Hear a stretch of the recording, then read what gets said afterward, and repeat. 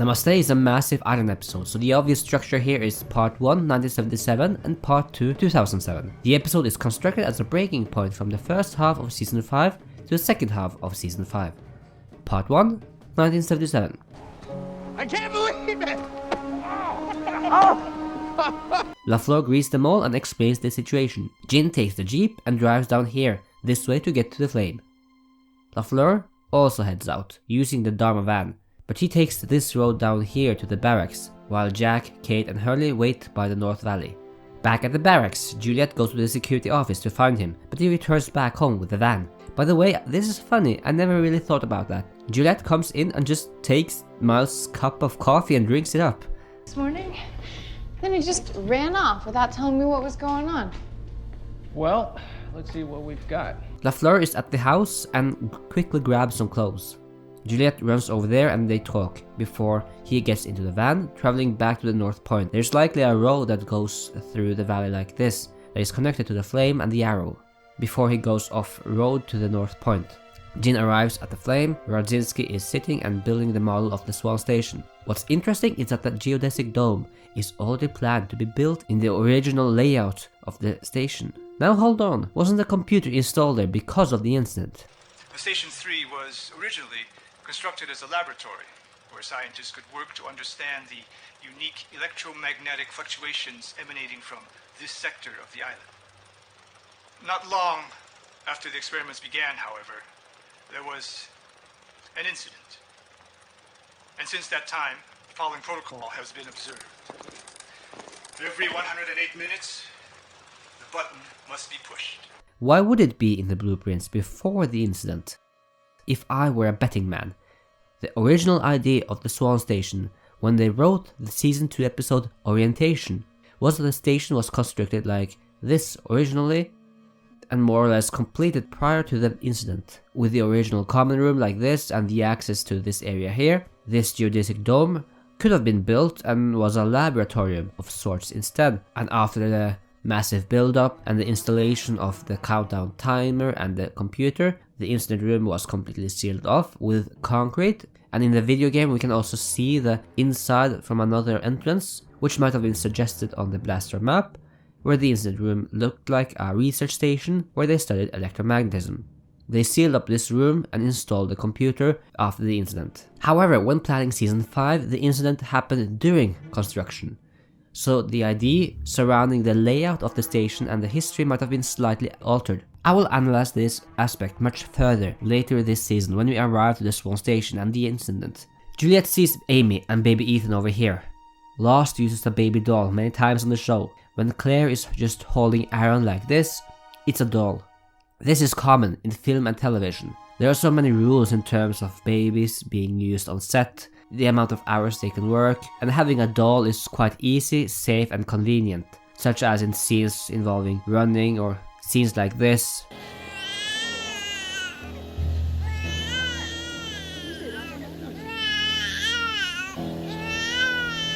However, it's always funny when you can tell that it's a doll, like in this one. Well, it's not as bad as in American Sniper.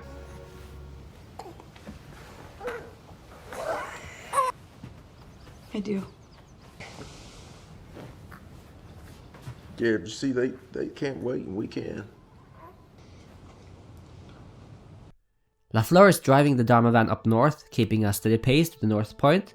Once again, look at how barren this location is, no jungle, perfect hideout. I think the North Point is outside the North Valley, since they have some sort of surveillance at the North Valley, as seen on Radzinski's TV screen. But Jin and James knows the blind spots that are on the island, and this barren land is one of them. He gives them new clothes and they're gonna sneak into the barracks. When a motion sensor is activated near the flame, Jin finds Saeed walking in the jungle with handcuffs, treats Saeed as a hostile, because Radzinski followed him. They get back and at the same time, LaFleur has gotten Jack, Kate and Hurley into the Dharma barracks, into this area, the welcome area, which has the processing center, the cafeteria, the school and this administration building. Over here is the infirmary, a few houses as well as some sort of water filtration unit. Miles comes as well. Jin contacts LaFleur. He heads out to the flame. Miles doesn't go with him, maybe he goes back to that house he exited 2 days ago. Jack is assigned as a workman, Hurley a chef, and Kate to the motor pool, as they take their orientation. LaFleur comes to the flame and Radzinski says this. You need to know, LaFleur. He saw the model of the Swan, and he could have seen the survey of where we're building it. Then why did you bring him inside the flame to begin with instead of guiding him outside, you dimwit? They take Saeed out, LaFleur interrogates him. By the way, this storage room will be demolished at some point, since it's not there in 2004, when Mikhail lives at the flame. Radzinski, Jin, LaFleur and Saeed get in the van and drive down to the barracks. They enter over here where everyone is taking pictures, while Geronimo Jackson is playing in the background. Phil joins them to the security office and locks Saeed in a cell until they decide what to do with him. Bring the man some damn food, we're not savages.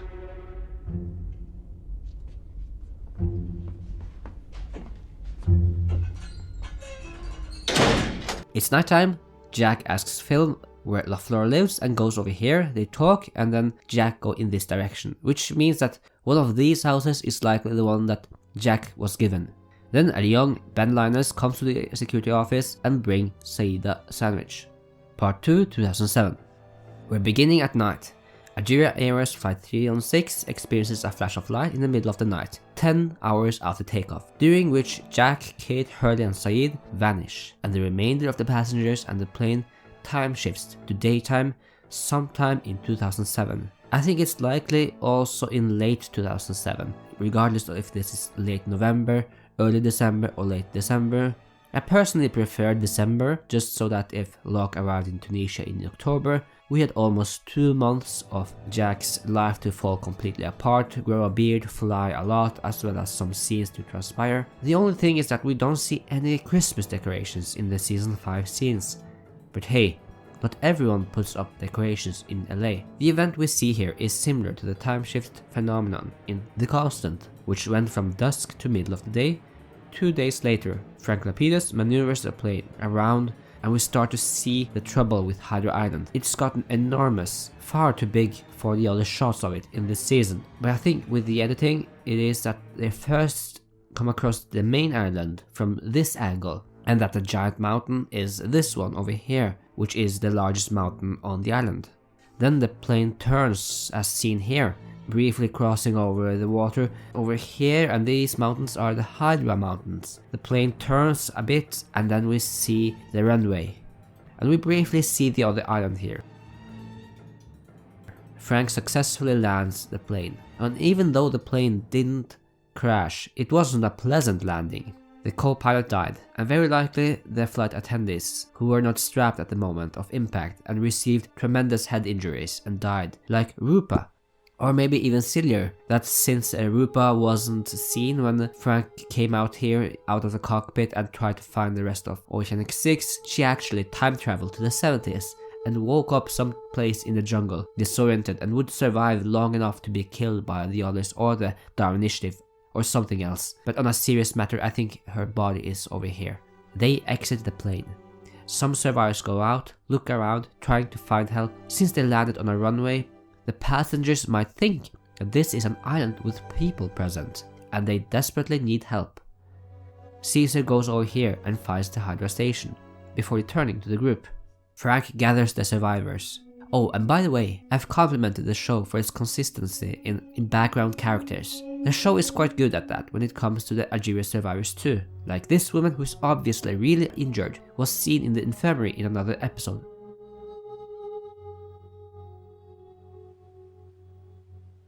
And you can see that there's people with matching outfits here and in the pile of bodies. Fun fact, this woman over here is Bethany James Lee Shady and was at the time Jorge Garcia's girlfriend. They both had a lost podcast together called Geronimo Jack's Beard. Anyway, to summarize the group, you have the pilot Frank as well as one of the flight attendees, this guy over here. However, he doesn't take charge at all when Frank leaves. He's the guy who was about to close the door when Ben suddenly rushed into the plane. Thank you for not closing it. Oh, that's okay. Go right on in. Thanks. We have Sun, Ben, Caesar, Jed, whose name wasn't mentioned but the actor is credited with that name. I'm mentioning him separately since he wasn't part of the extras and got a guest star billing in the episode Dead is Dead. Captain Lapidus! Captain Lapidus! You're back. Thank God. They found guns. What are you talking about? Who found guns? Ilana and 3 of the others. They said they were in charge now. And then you have Ilana's team, which consists of her, Bram, Burnett, Wolf, and Salinger. You might ask, where did these names come from? It's actually from a deleted scene from season 6. Burnett, Wolf, Salinger. Let's do this. You're not going in, Ilana. I don't see a problem using those names even though they were from a deleted scene. And a bunch of other survivors. I tried to count them all in this shot, as well as the dead bodies, and using the Lostpedia chart of background characters, the final tally of survivors is 25. And here we have one of the biggest location blunders in the show.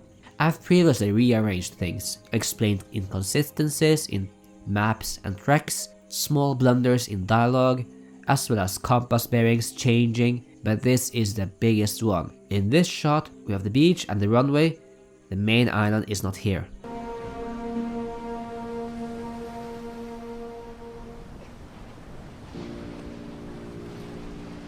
Did you lose someone? I don't know where here is because this island's not on my charts. Really? Really? Because there are some buildings over there. And animal cages. Down the beach, you can see a big island across the water.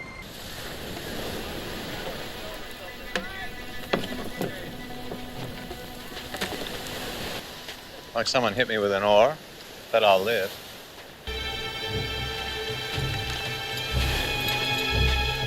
But from the end of Dead is Dead and through the rest of the series, they changed it up so that the runway and the plane is close by the beach, facing the main island. Think that thing will still fly? Your name even Zoe?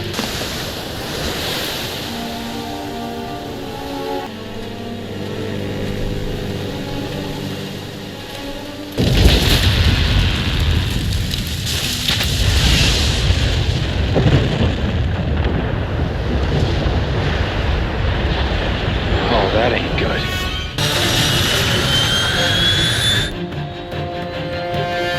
Come on, we gotta go! Come on! So I don't know what to do about that, other than to have the Ajira survivors over here, and this shot of the plane is a blooper. So we'll just hope for a 4K release where this blooper is fixed digitally.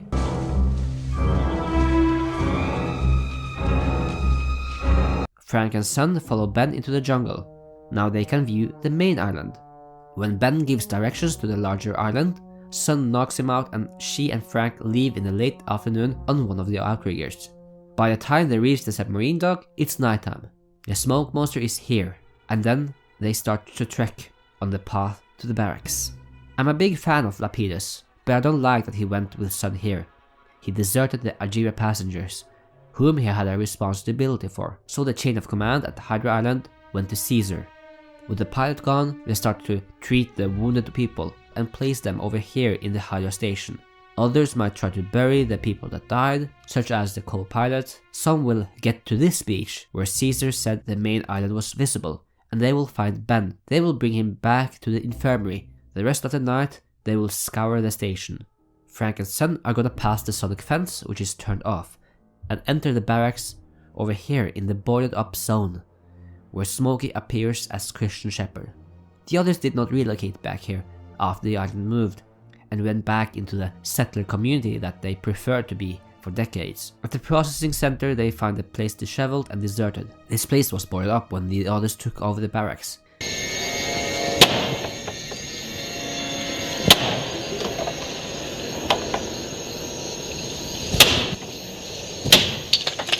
This also explains how Ben didn't know about this picture. This is part of the barracks section, but separate from the housing complex. Last photo is from 1978, so maybe even the Darwin Initiative stopped using this building already in 1979, or they just stopped taking the pictures, or the pictures fell down. Christian tells them that they have a journey ahead of them, and now he realizes that he needs to get back to Hydra Island. He knows that Locke's body is there, just like he knew that Christian's body landed on the island immediately after Flight 815 crashed there. He tells Frank and Son that they need to wait at the barracks for John Locke before he heads out. So there's two possibilities. Smokey teleported to a beach, like for instance this one, sailed with an outrigger or something to the Hydra Island, and then took the form of John Locke, or Smokey teleported himself directly to Hydra Island. He can't fly over the water in smoke form, but maybe he can appear and disappear on the other island. Just by appearing there, he would sense Locke's body and take his form. Ilana goes back to the Hydra station, where Caesar is rummaging Ben's office. This scene we've already explored, so I won't get into it. She's there to inform Caesar about this mysterious man. Whoever he is, he didn't come with us. And how do we know he isn't one of the ones who disappeared? He's not. And how do you know? Because he wasn't on the plane. What did this man have to say? You can ask him yourself. They go back and he tells them that he is John Locke. The next day, Ilana comes by and gives Man in Black Locke a mango. I'm curious if they've found the crate already. Maybe she is unsure about him. Does Ilana know that the Man in Black can eat something when he is in the form of someone else? Maybe she's trying to figure this out. She knows a lot, but not everything. Namaste is a transition episode, and one that made us question why only Hurley, Jack, Saeed and Kate were beamed down to the 70s, and not Lapidus, the other Ajira passengers, Ben and even Sun. One popular theory is that they didn't completely replicate the events of the original flight. I like this theory. Walt didn't come back, and neither did Aaron. Another theory is the candidate theory, that since Sun is a mother, she was not the cont candidate. Jin was. But that doesn't add up since Kate was also a mother and she was no longer a candidate after she became Aaron's mother. And in Jacob's opinion, all of this didn't really matter since she would become protector of the island if she wanted to. And this question is further emphasized earlier in the season 5 premiere. Why these people? It seems like these people were chosen since they were destined to be part of island history, to influence historical events that would shape the future of the island, and in the season finale. Maybe Jin is supposed to be running around longing and looking for Sun in the 70s, that the separation is needed for the events to unfold. This is all quite puzzling, such as in the beginning of season 5 when you have the main characters who manage to be at important times in island history, influencing the events, making sure that they were always part of the tapestry of Lost. It seems like our background characters have not any part of this at all. All of them get slaughtered. Why would the island have them part of the time skips if it was just to murder them all? I think that the idea was to further emphasize what Locke told Jack in the future. Some very bad things happened because Jack left. He told me that after I left the island, some very bad things happened. And those bad things would be the death of around 20 people. I know that it's an easy answer to say that Sun wasn't supposed to be in the 70s, that the separation was needed for the characters and for the island's history. But that's one way to look at it, and it fits kind of in my opinion, because that's why some people time flashes and some not. Like Juliet, who was another, been there for 3 years, she time flashed. The rest of the others did not, including the tail section survivors such as Cindy and the kids. Bernard was a tail section survivor and he time flashed. So unfortunately Sun was never supposed to be in the 70s. Now we've covered all the bits and pieces that were spliced together for the past few episodes. Now it's going to be pretty much in a straight line in July 1977 and likely December 2007. After having a lot of mythology going on, we can say that the next episode is a short one.